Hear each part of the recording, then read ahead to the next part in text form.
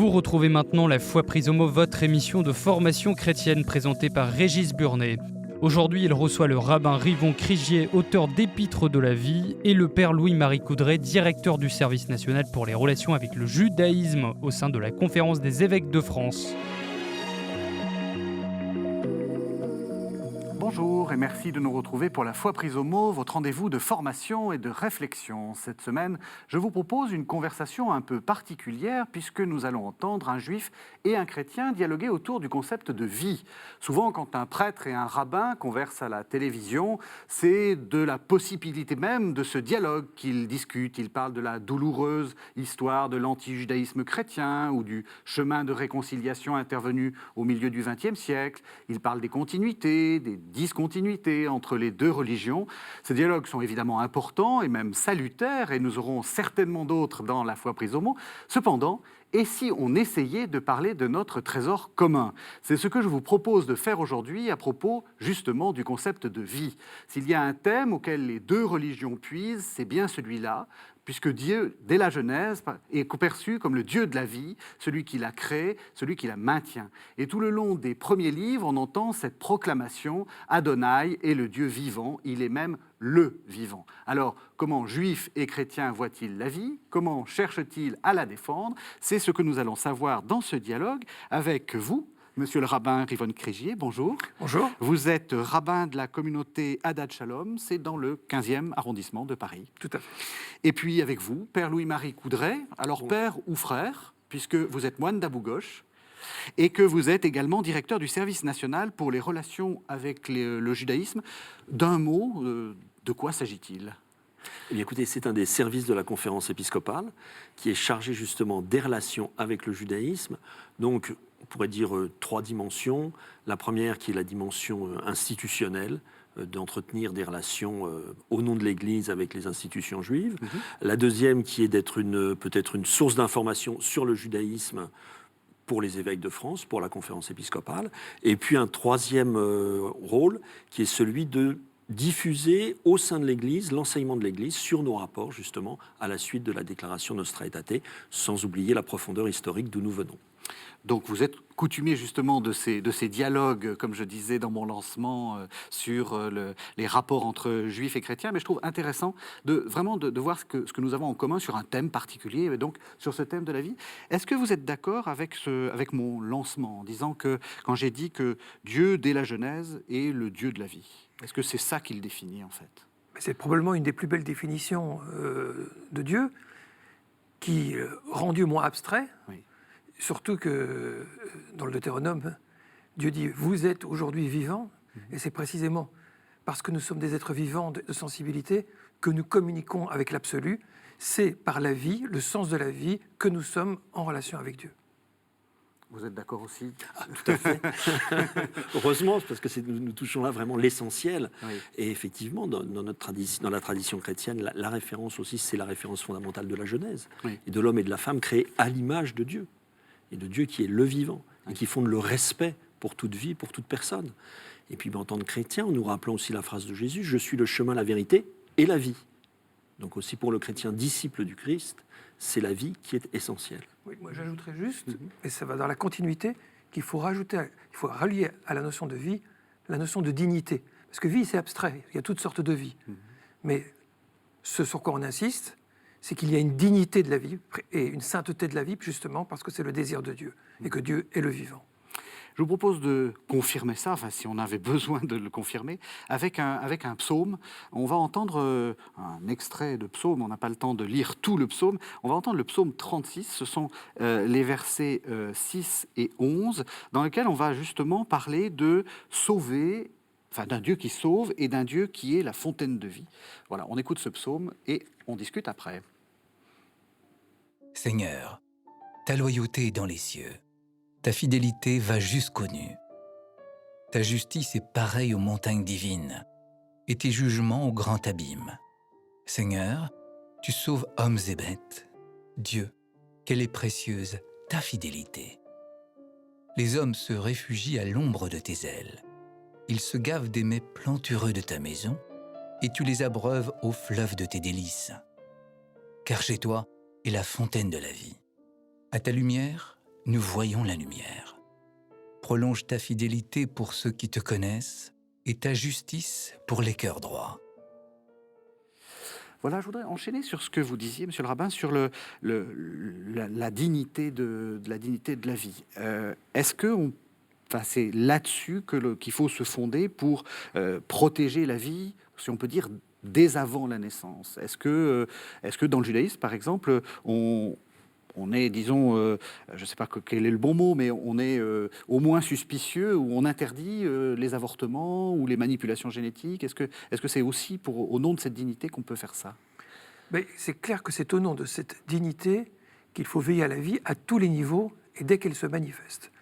La position du judaïsme est probablement plus nuancée que la position catholique, oui, puisqu'elle considère que tant que l'enfant n'a pas acquis l'autonomie, il est en phase où il devient vivant, mais il n'est pas encore une personne pleinement autonome.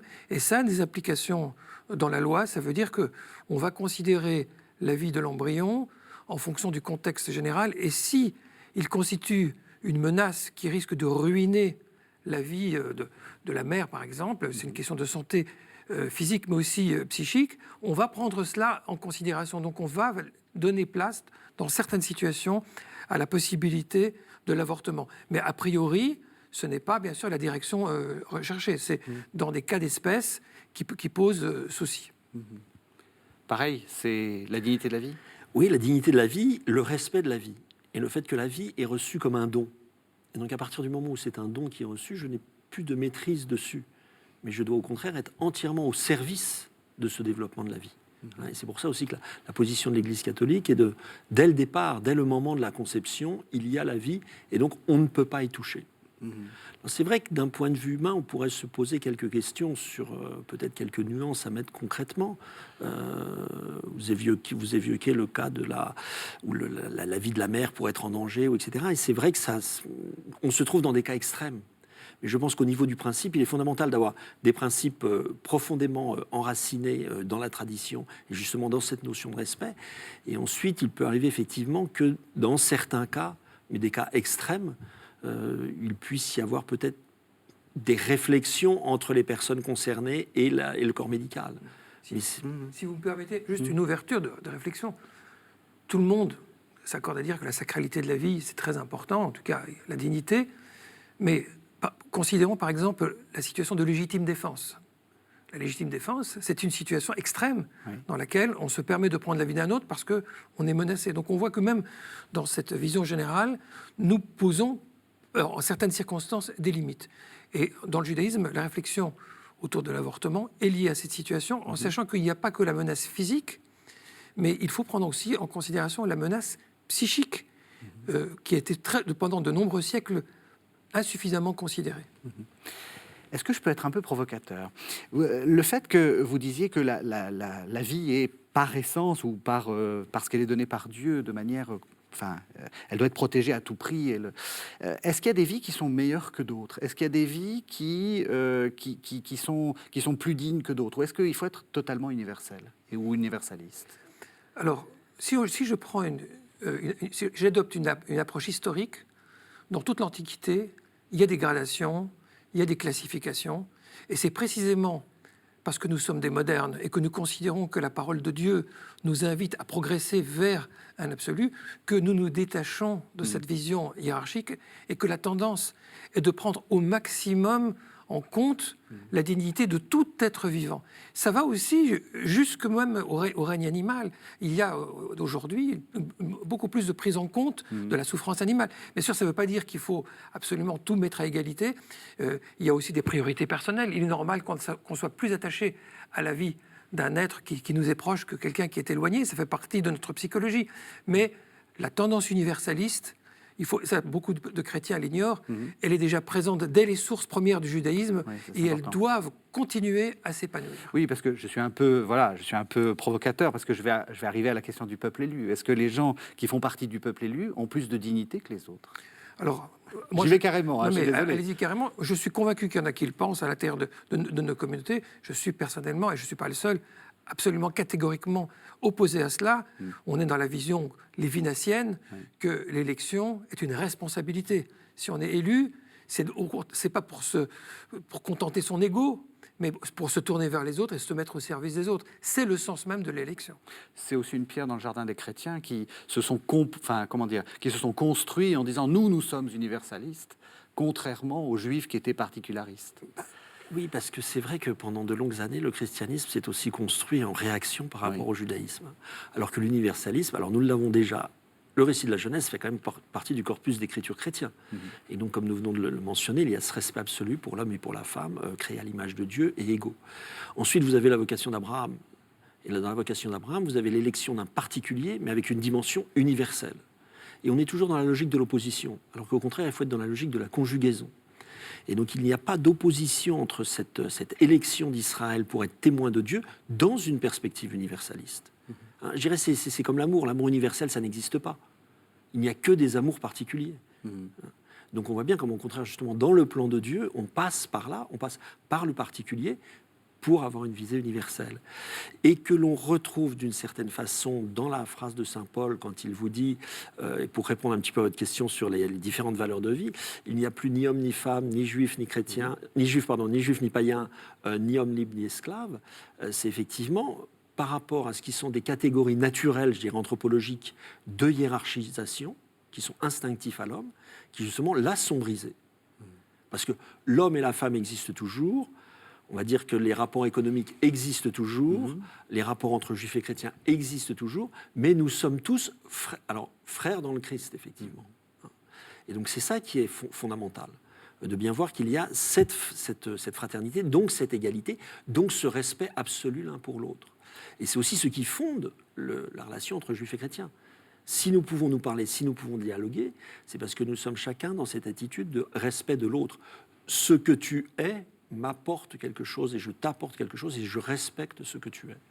Alors, d'un point de vue juif, ce ne sera pas le Christ qui sera la référence, mais ce n'est pas exclusif. Du point de vue juif, c'est Dieu, le Créateur, qui, comme le frère Louis-Marie l'a rappelé, a créé tout être humain à l'image de Dieu. Or, la situation de l'homme et de la femme, c'est très intéressant parce que cette image de Dieu, dans les versets de la Genèse, il est dit, au moment même où l'image de Dieu est constituée, que c'était masculin et féminin. On conjuguait masculin et féminin.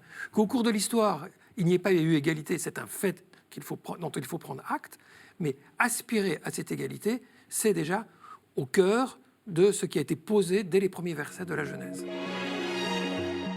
Vous écoutez La Foi prise au mot sur KTO Radio. Aujourd'hui, nous parlons avec les invités de Régis Burnet du regard juif et chrétien sur la vie.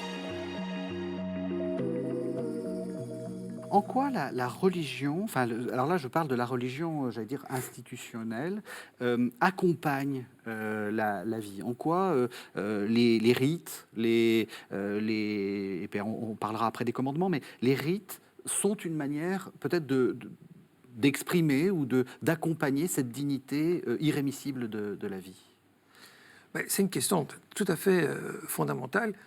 Je dirais que le propre des intuitions religieuses, c'est que l'homme ne se suffit pas à lui-même en tant qu'être naturel, et qu'il y a un pôle en face de nous, un pôle d'absolu, et que notre humanité est en devenir. Nous devenons humains. Dans le langage de la Torah, c'est « soyez saints car je suis saint ». Et cette aspiration à la sainteté peut être traduite dans notre langage à l'humanisation de l'homme. Les rites nous aident à sortir de la condition naturelle et de nous mettre au diapason de l'absolu.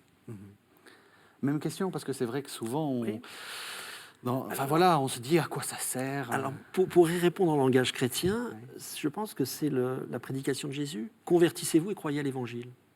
Donc nous sommes effectivement dans une dynamique et où il faut évangéliser notre humanité dans ce qu'elle aurait de plus, je dirais, de plus bestial, de plus matériel.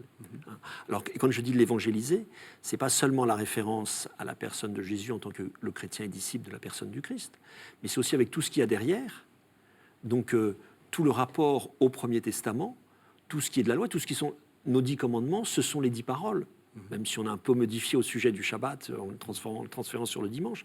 Mais c'est là aussi tout le fondement de l'éthique chrétienne se trouve dans l'alliance avec le peuple d'Israël et que nous recevons par le biais de la personne du Christ. Alors, ce qui va nous mettre lentement vers la question de la loi, mais spontanément, moi j'aurais tendance à vous dire la vie est première, donc laissez-moi vivre ma vie, laissez-moi vivre comme je la veux, ne m'imposez pas une éthique, laissez-moi trouver... Vous voyez ce que je veux dire? Eh ben, je vous souhaite du bon courage. Vous voyez, vous comprenez aussi Oui, absolument. ce discours qui dit les religions, c'est aussi une manière de réprimer, c'est aussi une manière peut-être enfin, dans une perspective un peu comme un philosophe allemand qui était Nietzsche, c'est une manière de réprimer l'élan vital qui est premier, et donc voilà, laissez-nous vivre. Je pense que c'est une manière de canaliser l'élan vital, de manière à ce que l'homme ne soit pas esclave de ses pulsions, et du coup ne rende pas aussi non plus l'autre esclave de ses pulsions. Sinon, vous rentrez dans la loi du plus fort, vous rentrez dans la loi de la jungle. Moi, je vais défendre un peu Nietzsche. Allez-y. Et oui, dites donc. parce que je pense que la loi et la parole de Dieu n'est pas simplement à appliquer, mais elle est à discuter. Dans le judaïsme, on aime bien cette idée que Dieu, en nous donnant la vie, a fait de nous des partenaires.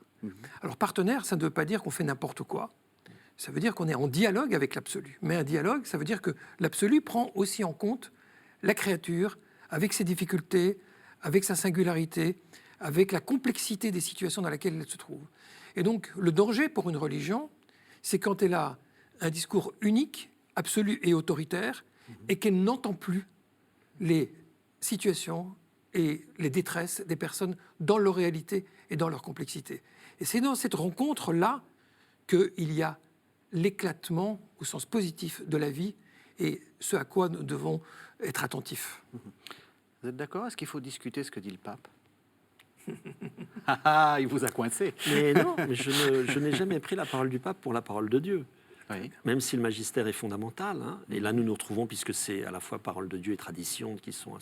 Mais la parole du pape n'est pas la parole de Dieu. Et effectivement, et la parole d'un pape au XIIe siècle, au IVe siècle et aujourd'hui ne peut pas être la même, parce que les problématiques ne sont pas la même. Alors je pense qu'effectivement, la parole du pape, c'est peut-être effectivement cette parole de référence qui va être une parole d'interprétation de la parole divine. Et où effectivement, quand c'est la parole du pape, c'est pas en tant que pape, mais c'est effectivement en tant que, on va dire, autorité magistérielle, et qui justement va avoir largement consulté. Maintenant qu'effectivement, il y ait peut-être, dans certains cas, oui, une discussion nécessaire, parce qu'à chaque fois, on se trouve face à des cas particuliers. Ouais. Et sinon, alors pour le coup, vous devenez inhumain. On rejoint ce que disait Yvonne. Vous appliquez la loi telle qu'elle est, quelles que soient les circonstances, et d'une manière absolue. Ce qui est même le contraire de ce qui se passe, par exemple, dans la justice humaine. Si vous avez des tribunaux, c'est bien parce que pour appliquer la loi, on doit tenir compte d'un tas de facteurs. Sinon, il n'y aurait pas besoin. On aurait juste un fonctionnaire qui dirait c'est ça, et il y aurait une correspondance automatique. Donc effectivement, ce n'est pas parce que l'on discute que l'on va forcément contester au mauvais sens du terme. Je pense que même au contraire, c'est parce qu'on reconnaît qu'il y a une certaine autorité, mais qu'il peut y avoir effectivement matière à discussion. Parce que pour toute mise en pratique, il y a matière à discussion. Oui, la culture du débat, c'est fondamental. D'ailleurs, ça fait partie de nos sociétés. Je crois que beaucoup de personnes ont du mal à se retrouver dans la religion parce qu'ils ont l'impression que, pardonne-moi l'expression, ils rentrent dans les ordres, mais au sens négatif du terme, c'est-à-dire qu'ils sont soumis à une règle de discipline et qu'ils vont perdre tout jugement autonome ou toute possibilité de se déterminer. Je pense que c'est un enjeu capital aujourd'hui pour les religions de montrer qu'elles peuvent être à l'écoute. Et ce que dit Louis Méret à propos des tribunaux, c'est absolument capital. Nous sommes dans une société où il y a beaucoup de livres, beaucoup d'écritures. Alors on a l'impression qu'il suffit de faire selon ce qui est écrit. Mais selon ce qui est écrit, quelque part, étouffe l'élan vital, qui est le sujet d'aujourd'hui. Donc, ce qui est écrit est un support qui doit nous aider à nous donner des vecteurs pour nous orienter, mais ça ne saurait se substituer à la sensibilité humaine, non seulement des juges, mais des différents acteurs qui traite des questions qui sont les nôtres. Alors, je vais encore faire un peu de provocation peut-être, mais on peut supposer que la loi, disons, s'adapte au monde tel qu'il va. Si je prends la loi du judaïsme et les prescriptions, quel sens ça a de continuer à respecter, par exemple, des prescriptions alimentaires qui reposent sur une science de l'animal, vous voyez, le sabot qui est fourchu, qui n'est pas fourchu, qui date d'il y a très longtemps. À quoi ça sert de se compliquer la vie avec 2 vaisselles, des choses comme ça? Oui, alors évidemment... Je suis désolé, hein, non, c'est vraiment des choses peut-être un peu basiques. La différence de l'univers entre juifs et chrétiens, les juifs sont attachés à la loi. Oui. Mais vous savez, une des choses que je dis toujours à mes ouailles ou à toute personne qui découvre le judaïsme, oui. Si vous voulez savoir ce que dit la loi juive, je dis ça avec humour bien sûr, je vous interdis d'ouvrir la Torah pour y aller recevoir la loi. Oui. Parce que ce qui est écrit dans la Torah il y a 3000 ans, c'est le fondement de la loi. Mais la loi, elle a évolué du point de vue de la tradition juive. Ce sont les fondements, mais ce n'est pas la loi qu'on applique aujourd'hui. Beaucoup de règles qu'on appliquait à l'époque ne sont plus appliquées comme telles. Et elles ont évolué parfois dans un sens inattendu pour celui qui ne connaît pas toute l'histoire de la tradition. Et c'est le jugement des maîtres à penser, des rabbins de chaque génération, d'évaluer ce qui reste pertinent, ce qui reste actuel et ce qui ne doit pas l'être. Alors il y a notamment dans la discipline diététique du judaïsme une certaine élévation spirituelle. Il y a une symbolique et il y a aussi derrière cela, d'ailleurs, un respect de la vie. Le fait de ne pas consommer du sang, par exemple, c'est très important parce que le sang, c'est ce qui donne la vie. Ça revient à plusieurs reprises dans la Torah. Et quand Dieu a autorisé la consommation de la viande, eh bien, il a mis un haut là. Il a dit je vous autorise la chair, mais attention, le principe vital ne vous appartient pas. Donc il y a eu comme une sorte de frein, il y a eu comme une sorte d'avertissement que c'est même pas tout à fait normal de consommer de la viande animale. Donc vous voyez que à travers toutes ces notions, il y a matière à réflexion. Alors, bien sûr, il y a des choses qui nous échappent, mais c'est aussi ça, la confiance en Dieu. Il y a une parole et c'est la parole de Dieu. On essaie de l'appliquer autant que possible. Vous voulez dire la limitation de la liberté, c'est aussi une manière de nous dire ne soyez pas rapaces, ne soyez pas, ne prenez pas possession des choses. Et clairement, dans la diététique, il y a cela. Hein. Les rapaces sont par exemple interdits de consommation, oui. Les animaux violents sont interdits de consommation. Il y a clairement ce type de message. Il y a une limite. Bien sûr, il y a un moment où on rentre dans quelque chose qui échappe à l'entendement et à la rationalité, et on est dans la pure confiance. Vous êtes d'accord? Oui. Oui, parce que dans votre réflexion, c'était comme si vous vouliez expliquer d'une manière scientifique ce qui étaient les commandements donnés dans la Torah. Oui. Là, je crois qu'on est dans une lecture un peu historico-critique du 19e siècle. Et dans le fond, je pense que ce n'est pas ça l'essentiel. Mais effectivement, l'essentiel, c'est cet aspect fondamental de poser une limite. C'est cet aspect, c'est aussi le commandement qu'on appelle le chok, qui est la loi, dans le fond, sans aucune justification, ni historique, ni scientifique, parce qu'effectivement, elle serait relative à l'époque où elle est posée, et d'où la nécessité de l'interprétation. Mais ce qui est intéressant, c'est de voir qu'est-ce qui est derrière. Et donc, justement, cette notion de, ce que je disais un petit peu tout à l'heure, limiter l'animalité qu'il peut y avoir en l'homme, la canaliser. Et c'est cela qui est derrière, finalement, toutes ces lois. Et je trouvais extrêmement intéressant sur cette loi du sang, qui était celle qui était toujours valable pour les chrétiens dans le concile de Jérusalem, oui. Qu'on a dans les Actes des Apôtres, mais dont on s'est allègrement libéré, si je puis dire. Alors que je pense que derrière, effectivement, il y avait cette dimension fondamentale de, vraiment, la vie ne t'appartient pas, donc je dirais, tu ne peux pas manger la vie. Pourquoi est-ce qu'on n'explique pas ça dans les sermons, on est dans une sorte d'opposition très souvent. Vous savez, il y avait une loi de fer et puis une sorte de libération. Le Christ nous aurait libérés. Cette théologie-là, elle est plus valable. Ou elle n'a jamais été valable. On peut faire une deuxième émission plus tard sur le thème. Volontiers. Mais c'est sur la question de la vie. Vous voyez, ce côté de la limitation, la loi limitant la vie, et le Christ qui nous saurait libérer en nous apportant plus de vie.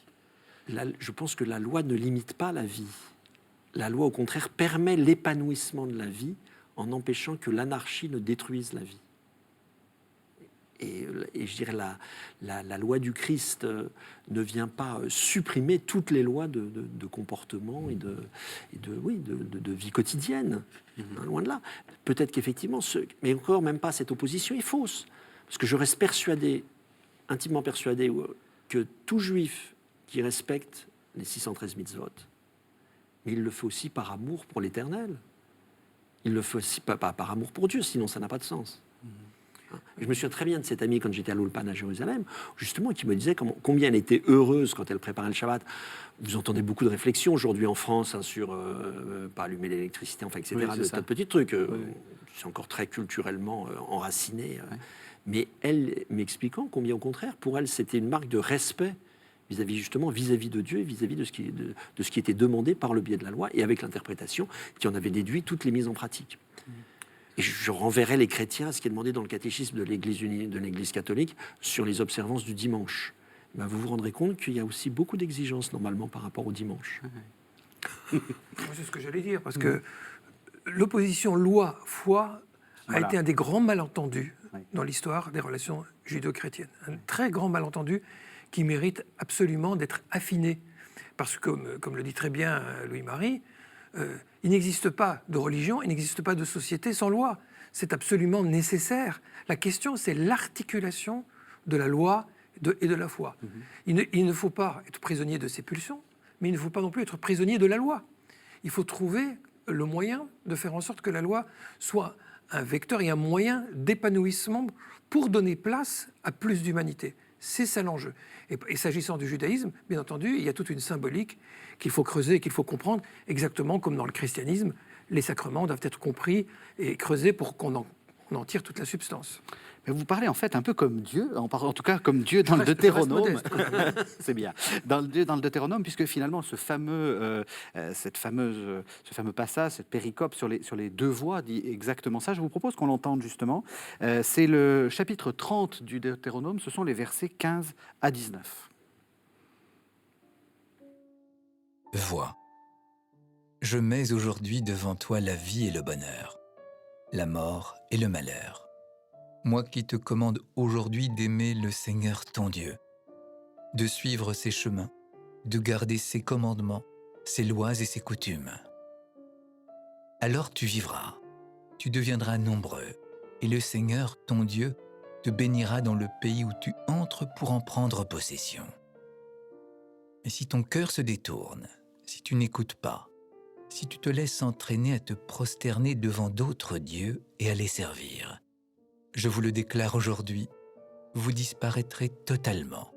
Vous ne prolongerez pas vos jours sur la terre où tu vas entrer pour en prendre possession en passant le Jourdain. J'en prends à témoin aujourd'hui contre vous le ciel et la terre.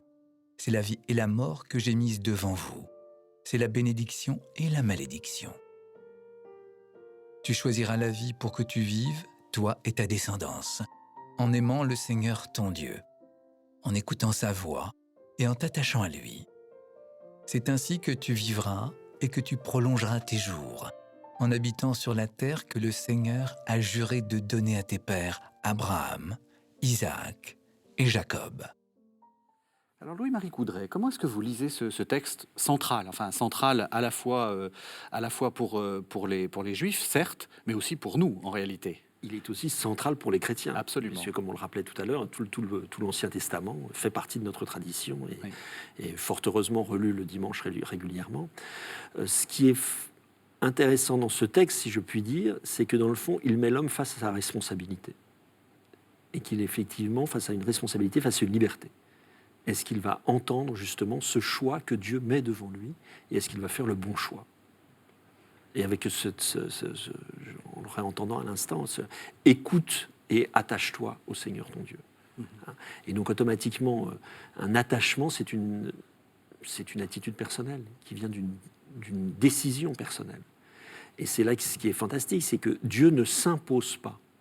On a toujours souvent cru que justement la religion, bien c'était un Dieu avec lequel on n'avait pas le choix et qui un peu Jupiter, sans faire aucune allusion politique d'aujourd'hui. Mais donc Dieu ne s'impose absolument pas, et c'est ça qui est fantastique. Pour moi, c'est ça qui est, je dirais, peut-être une des preuves de la révélation judéo-chrétienne, c'est qu'à aucun moment il ne vient s'imposer, mais il prend vraiment l'homme comme un partenaire. Et avec cette chance extraordinaire, quand on voit comment aujourd'hui tant de jeunes, je dirais, errent et sont angoissés par la vie et en ne sachant pas comment vivre, nous avons la chance d'avoir eu cette révélation qui finalement nous apprend comment vivre, comment entrer dans cette vie qui est un don de Dieu. Vous le lisez aussi comme ça? Oui, je le lis comme ça, et j'insisterai sur le fait que, justement, la vie, c'est pas simplement donner. Dieu ne se contente pas de donner la vie, il nous invite à la choisir. Il nous place donc en position de responsabilité. Et le choix n'est pas toujours si facile, d'ailleurs, parce qu'il y a certes révélation, mais c'est pas une révélation qui est comme ça, on nous nourrit au biberon, et puis on n'a qu'à faire. Non, le choisir, c'est souvent être placé dans des situations existentielles complexes et dans des conflits de valeurs. Et je voudrais donner un exemple qui procède de la loi juive elle-même, qui va certainement parler aux oreilles des chrétiens. Pour le judaïsme, l'observance du Shabbat, quelque chose de très très important. Mais quand il y a un danger pour la vie, eh bien la vie est la priorité. Et on est dit, tu choisiras la vie. Ça veut dire que si quelqu'un est en situation où il doit transgresser le Shabbat pour sauver sa vie, eh bien la vie a priorité. Je le dis que c'est important parce qu'on voit dans le Nouveau Testament Jésus dire que le Shabbat a été fait pour l'homme et non pas l'homme pour le Shabbat. Mais c'est un enseignement qu'on trouve déjà dans le Talmud. Absolument. En réalité, le débat se situe ailleurs. Je ne vais pas rentrer dans les détails parce que c'est un sujet en soi. Mais cette idée de la priorité de la vie, elle est importante. Elle est importante dans des situations justement de conflit de valeurs. Et c'est là que le choix est très important et qui est aussi complexe, c'est de savoir qu'est-ce qui a priorité. Et la vie, certainement, a priorité. Dans la fin du texte, et je vais encore continuer à être un peu provocateur, monsieur le rabbin, il y a tu vivras et tu prolongeras tes jours en habitant sur la terre que le Seigneur a juré de donner à tes pères, Abraham, Isaac et Jacob. Dans la vision que les chrétiens ont du judaïsme, il y a aussi la question d'Israël, de la terre d'Israël. Est-ce que ça fait partie de l'identité juive? Est-ce qu'il faut vivre en Israël quand on est juif?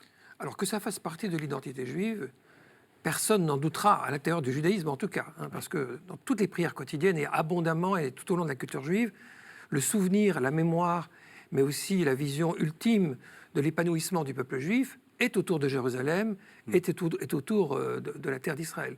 Donc, c'est pas la question. Mais aller vivre en Israël, c'est déjà, à l'heure présente d'aujourd'hui, c'est un choix personnel. Il y a eu, tout au long des siècles, et même lorsque le temple existait, il y avait une diaspora. Donc, il n'est peut-être pas certain que le grand rassemblement de l'ensemble du peuple juif doive se passer à tout instant. Mais bien entendu, c'est un enjeu capital qui a été souvent mal compris par les chrétiens, parce que le christianisme a eu tendance à tellement universaliser les choses qu'elle a marginalisé la place de la terre d'Israël, en tout cas du lien que le peuple juif pouvait avoir avec cette terre. Aujourd'hui, c'est un des grands enjeux du rapprochement judo-chrétien, c'est une meilleure compréhension du lien inhérent qui existe entre la terre et le peuple juif, d'un point de vue spirituel et d'un point de vue physique et politique en général. Non pas que chaque juif doit soutenir telle ou telle politique qui se passe en Israël, mais de comprendre que ce lien est structurel, que c'est un pôle fondamental de la vie juive. Même si on se complique, sans jeu de mots, un peu la vie. Parce que c'est pas évident de vivre en Israël. C'est loin d'être évident, et justement, c'est tout l'intérêt, c'est que c'est pas n'importe quel endroit, c'est un endroit, un centre névralgique. C'est pas par hasard. Jérusalem, ville de paix, ville de tant d'espérance, c'est le lieu de tous les conflits où les religions, comme des plaques tectoniques, entrent en collision les unes avec les autres. Ça montre qu'il y a un très grand enjeu qui reste ouvert, qui reste prégnant et qui nous invite tous à nous dépasser, justement, à ne pas nous contenter de la situation pour trouver des solutions de paix. Vous écoutez La Foi prise au mot sur KTO Radio. Aujourd'hui, nous parlons avec les invités de Régis Burnet du regard juif et chrétien sur la vie. J'ai dit, vous êtes moine d'Abou Ghosh, donc en fait, vous n'avez rien à faire en France, si j'ose dire. Vous, votre lieu, c'est Abou Ghosh, c'est en Israël. Oui, évidemment. je suis un banlieusard de Jérusalem. Vous êtes un banlieusard de Jérusalem. Est-ce que vous avez vous comprenez ce rapport viscéral, et aussi, est-ce que vous êtes d'accord avec le fait que c'est compliqué de vivre en Israël? Je serais, à mon avis... Parce que vous l'avez beaucoup fait, vous avez beaucoup vécu. Il faudrait m'interner si je disais que c'est pas compliqué. Oui, j'ai vécu 35 ans là-bas, donc je suis revenu en France depuis 2 ans. Alors d'abord, il y a une chose que je voudrais préciser, c'est par rapport à ce lien entre le peuple d'Israël et la terre.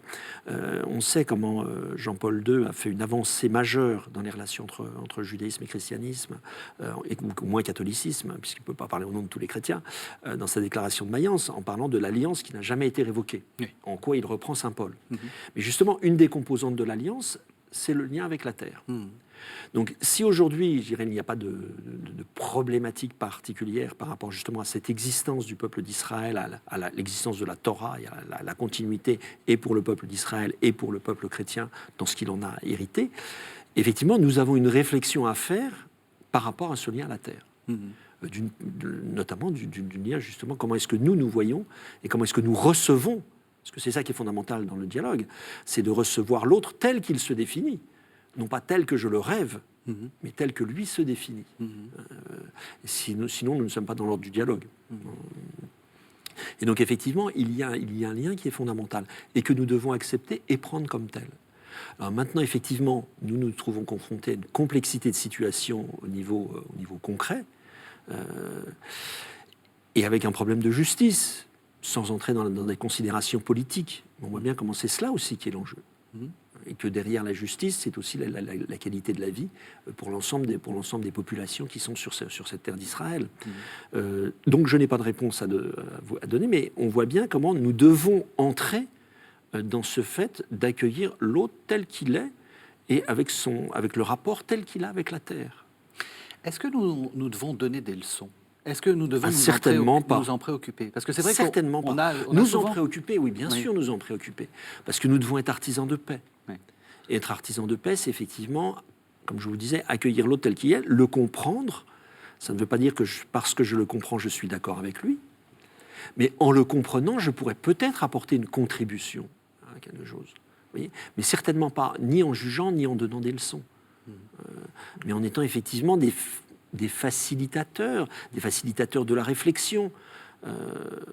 Non, je dirais que c'est même insupportable quand vous voyez des gens qui sont à l'extérieur, qui portent des jugements péremptoires, qui sont même des condamnations, sans appel, sans tenir compte justement de la complexité de la situation.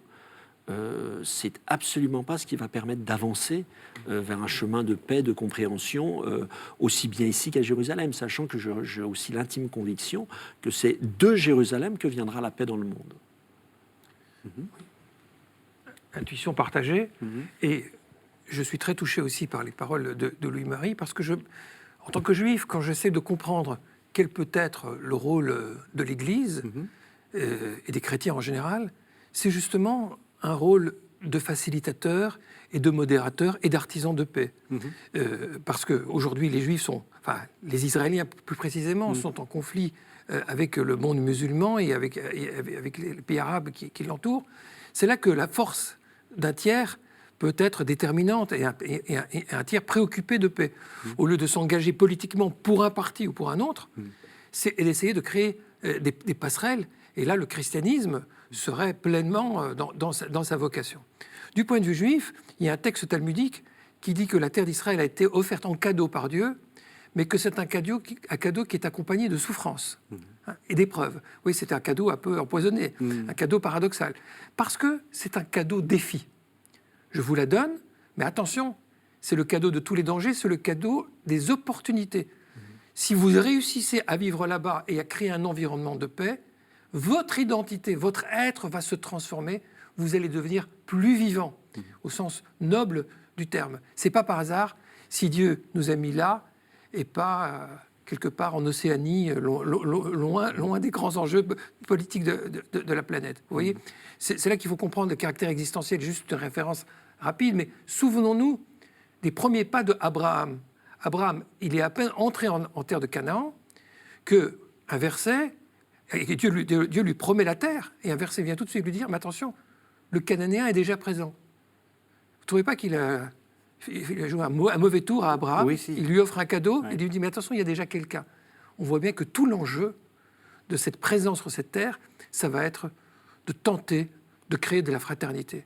Et on en est encore là aujourd'hui. Ça reste un enjeu majeur et universel, parce que la vision de Jérusalem des prophètes, ce n'est pas une Jérusalem qui appartient aux Juifs, c'est une Jérusalem où les Juifs sont rassemblés et où l'ensemble des nations viennent et se réunissent.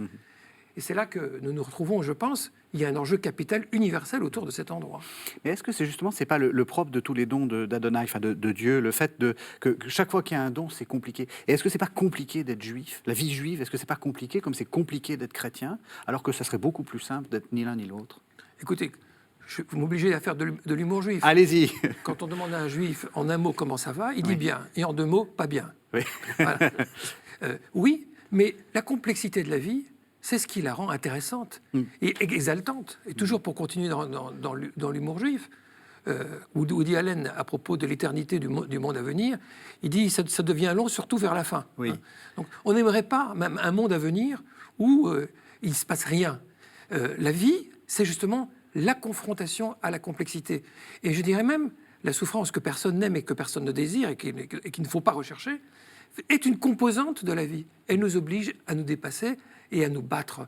Et donc, oui, il y a des cadeaux qui rendent la vie plus exaltante à condition de trouver en soi les ressources pour pouvoir s'attacher à la vie et à la joie qui s'y trouve.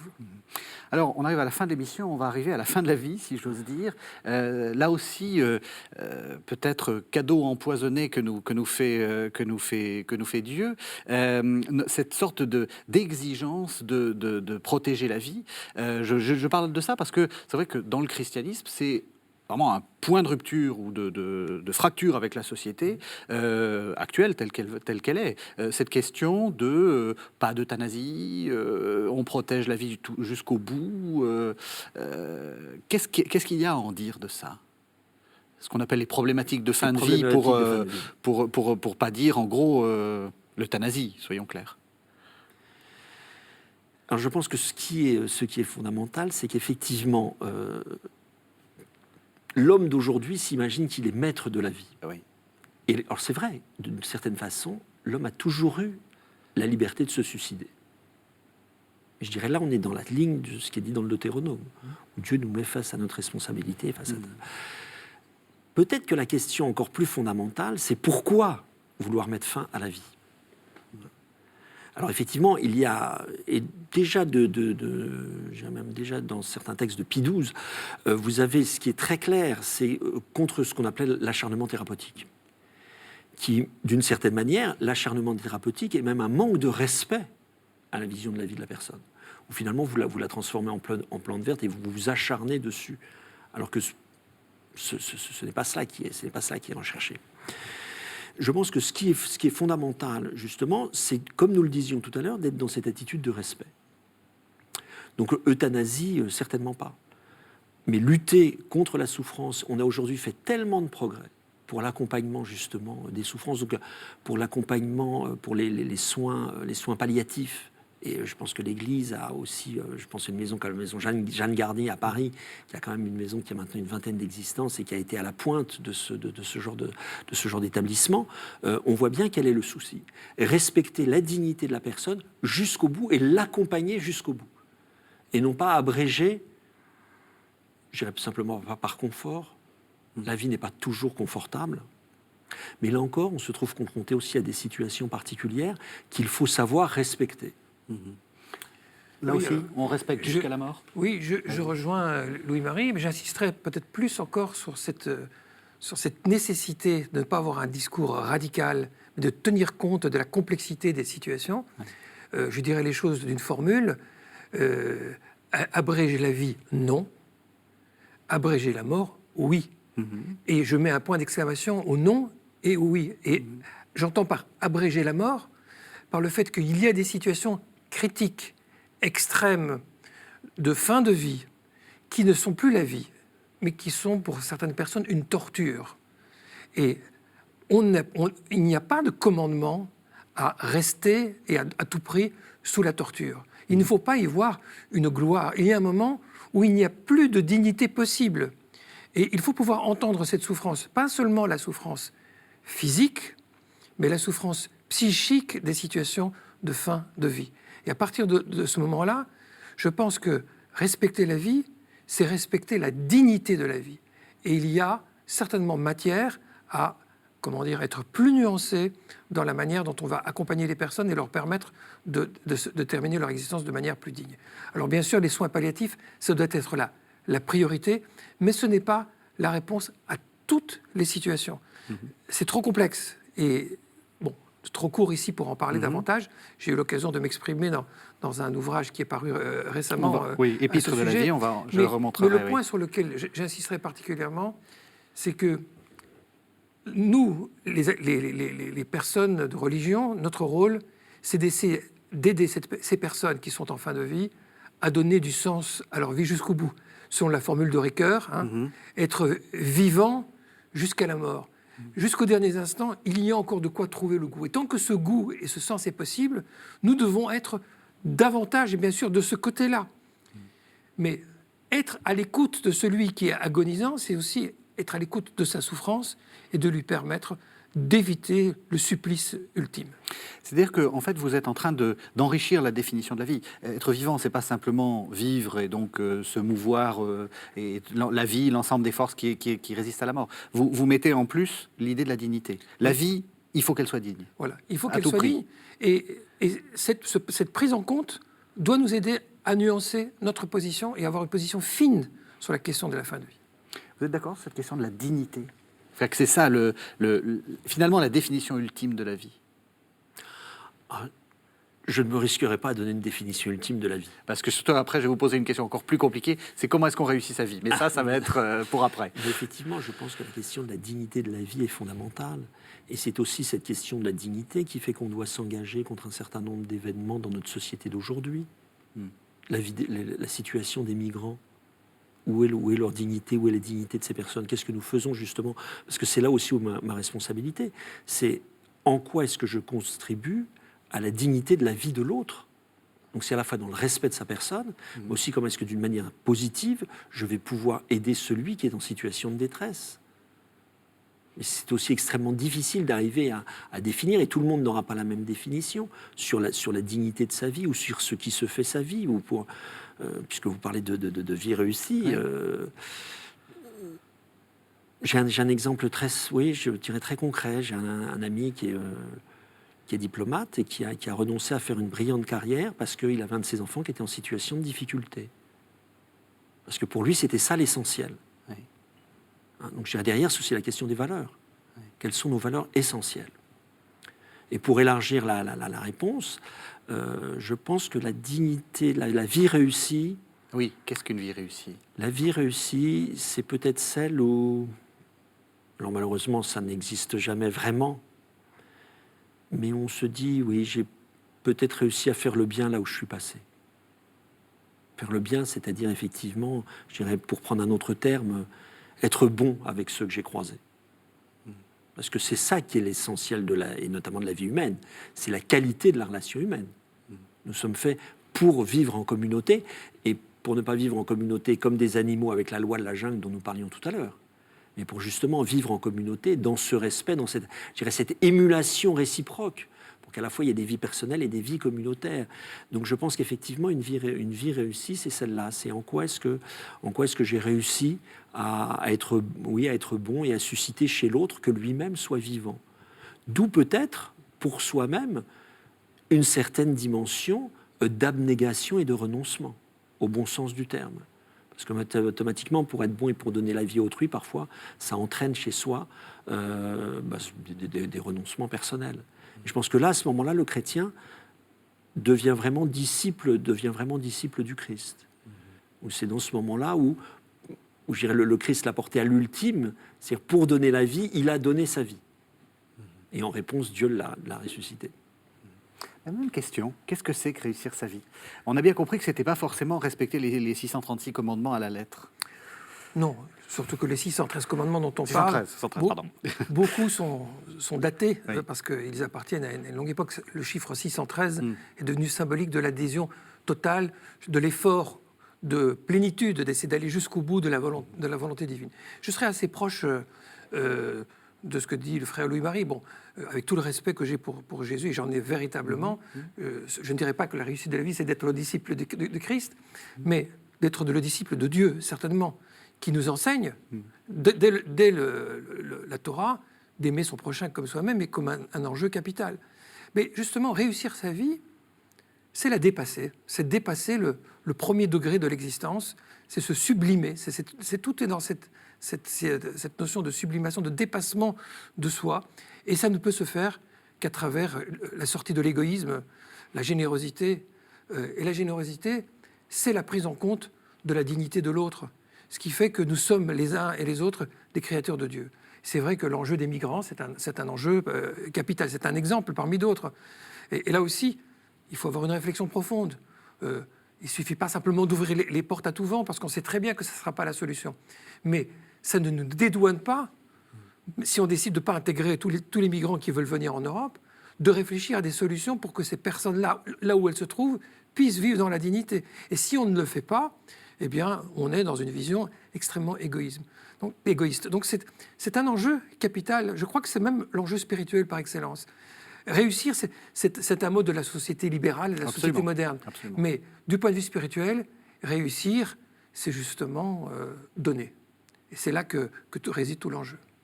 Eh bien, merci à tous les deux pour cette très belle discussion. J'espère qu'on aura l'occasion d'en refaire et sur d'autres thèmes. Au cours de la discussion, vous avez pointé plusieurs pistes qui m'ont donné quelques idées. Je rappelle votre livre. Il nous reste, vous avez 40 secondes pour en parler, Monsieur le rabbin. L'Épître de la vie aux éditions InPress. Donc c'est un texte que vous venez de faire paraître. D'un mot, de quoi s'agit-il ?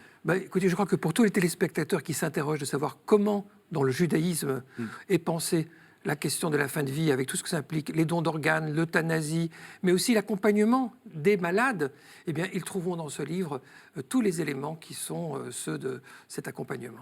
Donc, Épître de la vie, Rivon Krigier, édition InPress. Merci vraiment à tous les deux. Merci de nous avoir suivis. Vous savez que vous pouvez regarder cette émission autant de fois que vous le voulez sur le site de la chaîne www.ktotv.com. On se retrouve la semaine prochaine.